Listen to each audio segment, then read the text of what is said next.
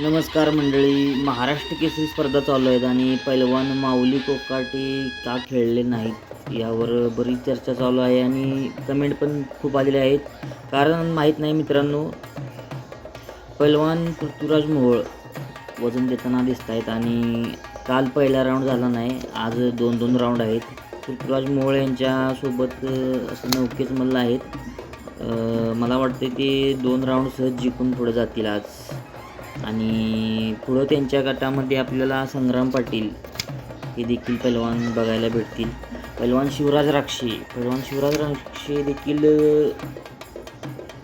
120 kilo वजन भरले त्यांचं आणि त्यांच्या गटात देखील चांगले मल्ल आहेत.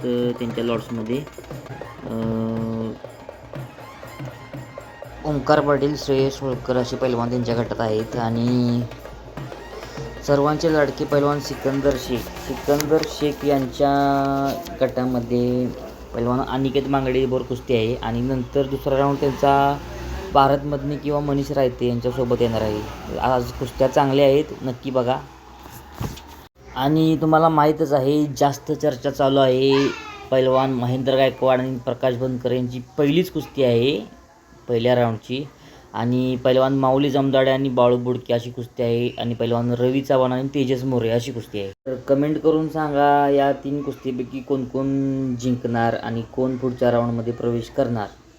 पैलवान रवी चव्हाण आणि पैलवान तेजस मोरे यांच्या गटामध्ये शुभम शिंदे देखील पैलवान आहेत. त्यांचे तिसऱ्या राऊंडला कुस्ती होऊ शकत्या, तिसऱ्या किंवा चौथ्या. आणि पैलवान कालीचरण सोलनकर यांची कुस्ती आहे पैलवान जयदीप पाटील यांच्यासोबत कालीचरण सोलनकर यांची कुस्ती आहे.